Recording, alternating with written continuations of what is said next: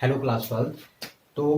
Yesterday we discussed all about the nomenclature of restriction enzymes, and today we will discuss about the action of restriction enzymes. कि जो आपके restriction enzymes हैं वो किस प्रकार से क्या करेंगे, वर्क करते हैं किसी भी डीएनए सीक्वेंस को। ठीक है, तो ये जो आपका ये डायग्राम मैंने बनाया है यहाँ पे बेसिकली आपके चैप्टर नंबर 11 का जो बायोटेक्नोलॉजी जो हम पढ़ रहे हैं उसका फिगर 11.1 इसका फिगर है, एनसीईआरटी में आप लोग देख लेना। ठीक है, और उसी को हम क्या कर रहे हैं, डिस्कस कर रहे हैं। और ये जो आपका पूरा डायग्राम है ये बहुत ही इंपॉर्टेंट डायग्राम आपका है। ठीक है, तो इसको हम क्या करेंगे, डिस्कस करेंगे। तो देखिए कुछ जो चीजें जो थी हमने जो पहले ही पढ़ चुकी थी उसको फिर से हम क्या करते हैं, रिकॉल करते हैं। सबसे पहला हमने ये बोला था कि जो रेस्ट्रिक्शन एंजाइम्स होते हैं बेटा, वो रेस्ट्रिक्शन एंडोन्यूक्लियस जो एंजाइम्स होते हैं वो किसी भी, ठीक है ना, एक पैलेंड्रोमिक सीक्वेंस पे क्या लगाते हैं, कट लगाते हैं। ठीक है, और पैलेंड्रोमिक सीक्वेंस पे जो कट लगाएंगे तो हमको डीएनए के क्या मिलते हैं, फ्रेगमेंट्स मिलते हैं कुछ। ठीक है ना, फ्रेगमेंट तो नहीं बोल सकते उसको, लेकिन कुछ हमको क्या मिलेंगे, स्टिकी इंक्स क्या मिलते हैं, हमको मिलते हैं। ठीक है, तो उसी के बारे में हम क्या करेंगे, डिस्कस करेंगे। जो हमने यहाँ पे रेस्ट्रिक्शन एंजाइम लिया है वो है आपका इको R1। ठीक है, और इसका नोमेनक्लेचर हमने देख लिया था कि ये जो इको R1 है वो इसेरिशिया कोलाई नाम के बैक्टीरिया से मिलता है।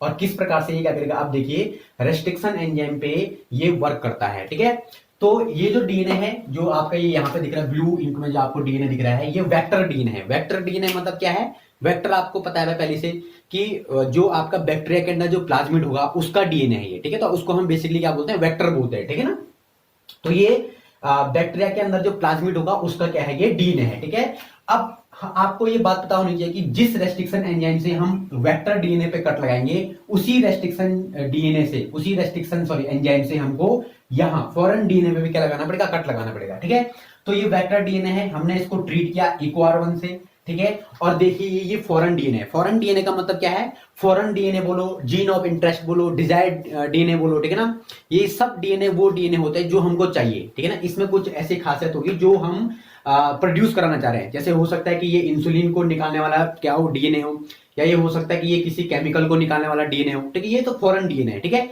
तो इस फॉरेन डीएनए पे भी हम लोग इको R1 से क्या लगाएंगे, कट लगाएंगे। और इस वेक्टर डीएनए पे भी हम लोग इको R1 से क्या लगाएंगे, कट लगाएंगे। अब आपको पता है कि जो आपके इको R1 होते हैं वो किसी पैलेंड्रोमिक सीक्वेंस पे ही क्या लगाएंगे, कट लगाएंगे। अब वो पैलेंड्रोमिक सीक्वेंस क्या होते हैं, वो होते हैं आपके GAATTC।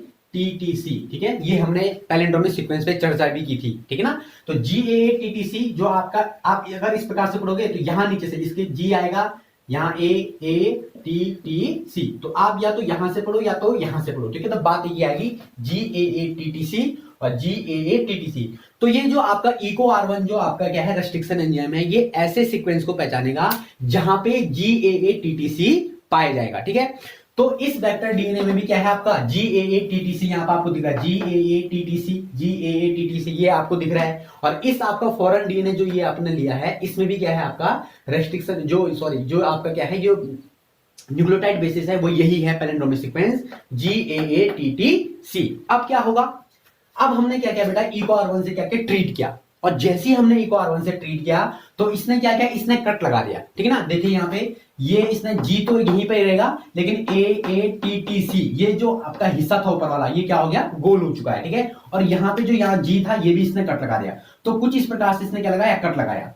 ठीक है ना, यहां पर के पूरे तो सीक्वेंस चले गए और ये वाला कट भी चला गया। तो ये सीक्वेंस, इस वाले सीक्वेंस में क्या लगाया, उसने कट लगाया इस वाले डीएनए में। ठीक है ना, यानी कि आपका जो क्या है, जो वेक्टर डीएनए है उसमें क्या लगाया इसने, इस प्रकार से क्या लगाया, कट लगा दिया। इस प्रकार से इसने क्या लगाया, कट लगाया। ठीक है, और जो आपका इधर वाला जो क्या था फॉरेन डीएनए है, यहां भी कुछ इस प्रकार से कट लगा। देखिए यहां भी G था, यहां पर रहा होगा AATTC, तो ये कट लग गया।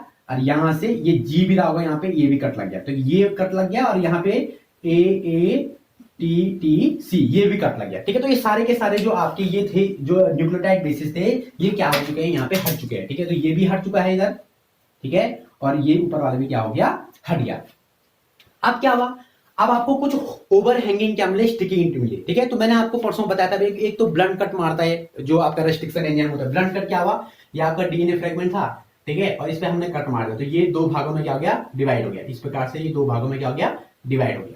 ठीक है, तो ये ब्लंट कट है। लेकिन ओवर हैंगिंग जो स्ट्रेचेस होंगे या ओवर हैंगिंग जो आपके स्टिकी इंट होंगे वो इस प्रकार से होंगे। देखिए ये हैंग वर्क हो रखा है, देखिए ये नीचे से तो है लेकिन ऊपर से ये जो बेसिस था ये क्या हो चुका है, ये जा चुका है। ठीक है, तो ये जो बेसिस ये था ये कट गया है यहाँ पे। ठीक है, उसी प्रकार जो नीचे था आपका ये भी क्या हो गया, कट गया। ओके, तो ये स्टिकी इंड्स मिल गए। ये क्या है, ये स्टिकी इंड्स, यानी यहाँ पे कोई न्यूक्लियोटाइड बेस आके इसके साथ जुड़ सकता है ना। ये तो स्टिकी इंड बन गई यहाँ पे। अब क्या हुआ, अब हुआ क्या बेटा कि आपने यहाँ पे एक एंजाइम यूज किया जिसका नाम है डीएनए लाइगेज एंजाइम। ठीक है ना, तो हमने इस एंजाइम के बारे में काफी कुछ डिस्कशन भी किया है ना, कि डीएनए रेप्लिकेशन में आपने देखा होगा कि डीएनए लाइगेज क्या करेगा, इस पे वर्क करेगा। अब जैसे ही डीएनए लाइगेज ने इस पे वर्क किया तो क्या हुआ बेटा कि ये जो आपके दोनों सीक्वेंस मैंने जो आपके दोनों डीएनए थे, यानी कि ये वाला डीएनए यानी कि ये जो वेक्टर डीएनए है, ठीक है, और इधर वाला कौन सा डीएनए आपका फॉरेन डीएनए, ये आपस में आए और देखिए यहाँ पे GAATTC GAATTC GAATTC GAATTC ये हमने जोड़ दिया। ठीक है ना, और जुड़ने के बाद जो आपके पास जो बना, जो पूरा डीएनए सीक्वेंस बना, इसको हम बोलते हैं रिकॉम्बिनेंट डीएनए। ठीक है ना, इसी को हम रिकॉम्बिनेंट डीएनए बोलते हैं। यानी कि रिकॉम्बिनेंट डीएनए का मतलब क्या है कि वेक्टर डीएनए लिया आपने वेक्टर डीएनए में EcoR1 या कोई भी वो हो, कोई भी रेस्ट्रिक्शन एंजाइम हो, तो वो एक स्पेसिफिक सीक्वेंस पे, पैलिंड्रोमिक सीक्वेंस पे क्या लगाएगा, कट लगाएगा। ठीक है, तो जैसे ही आपने रिकॉम्बिनेंट डीएनए पे, सॉरी जो आपने डीएनए लिया था फ्रेगमेंट, ये वाला डीएनए लिया होगा, तो इस डीएनए पे क्या क्या आपने जो रेस्ट्रिक्शन एंजाइम से आपने वर्क किया तो इस पे स्टिकी एंड बन गए, यहां भी स्टिकी एंड बन गए। दोनों पर आपने एक ही रेस्ट्रिक्शन एंजाइम यूज किया, ये आपको ध्यान रखना है, दोनों में एक ही रेस्ट्रिक्शन एंजाइम यूज होगा, तो यहाँ पे जो कट लगेगा वहीं भी यहाँ पे वो कट लगेगा, और आपस में फिर हमने इनको डीएनए लाइगेज की मदद से क्या कर दिया, जोड़ दिया। यानी DNA fragment join at sticky ends में जुड़ गए हैं डीएनए लाइगेज की मदद से। ठीक है, और जब ये जुड़ेगा बेटा तो क्या हुआ, ये आपका रिकॉम्बिनेंट डीएनए बन चुका है। और इसके आगे जो अब नेक्स्ट जो हमारा टॉपिक रहेगा वो यही रहेगा कि रिकॉम्बिनेंट डीएनए टेक्नोलॉजी। इसको, ये पूरी टेक्निक है बेटा रिकॉम्बिनेंट डीएनए टेक्नोलॉजी। अब देखिए मान लिया जाए कि जो आपका रिकॉम्बिनेंट डीएनए बना, ठीक है, तो ये रिकॉम्बिनेंट डीएनए जो आपका बना, इसको हमने क्या किया, इसको हम फिर कहां डालेंगे, इसको बैक्टीरिया के अंदर डालेंगे। यानी कि अगर मान लीजिए वेक्टर, अगर हमने प्लाज्मिड लिया होगा तो इसको बैक्टीरिया के अंदर डालेंगे, और जब बैक्टीरिया के अंदर डालेंगे तो क्या होगा, इस बैक्टीरिया में हमने ये वाला डीएनए भी जोड़ दिया, यानी फॉरेन डीएनए भी जोड़ दिया। अब इस फॉरेन डीएनए में जो क्या होंगी, जो इसमें स्पेशलिटी होगा, अगर मान लीजिए इसमें क्या होगा, इसमें आपका मान लीजिए अगर कोई केमिकल निकालने की क्या होगी, क्षमता होगी, तो फिर आपका ये केमिकल भी यहां से क्या हो जाएगा, सीक्रेट हो जाएगा इस बैक्टीरिया की मदद से। ठीक है ना, तो इस प्रकार से क्या करते हैं हम लोग आरएनए या सॉरी रिकॉम्बिनेंट डीएनए टेक्नोलॉजी, जिसको हम लोग शॉर्ट में बोलते हैं RDT। ठीक है, RDT रिकॉम्बिनेंट डीएनए टेक्नोलॉजी। ठीक है, तो इसको हम नेक्स्ट टॉपिक में क्या करेंगे, डिस्कस करेंगे। एक और चीज मेरे को आपको बतानी थी कि जो आपका रेस्ट्रिक्शन एंजाइम्स होते हैं या जो आपके न्यूक्लियस एंजाइम होते हैं, न्यूक्लियस एंजाइम वो एंजाइम्स होते हैं जो डीएनए पे कट लगाते हैं। ठीक है ना, तो न्यूक्लियस एंजाइम आपके 3 टाइप के होते हैं। ठीक है ना, एक तो आपका होता है बेटा एक्सोन्यूक्लियस, ये डीएनए के बाहर कट मारेगा। एक होता है आपके एंडोन्यूक्लियस, ये डीएनए के अंदर कट मारते हैं। और एक होता है आपके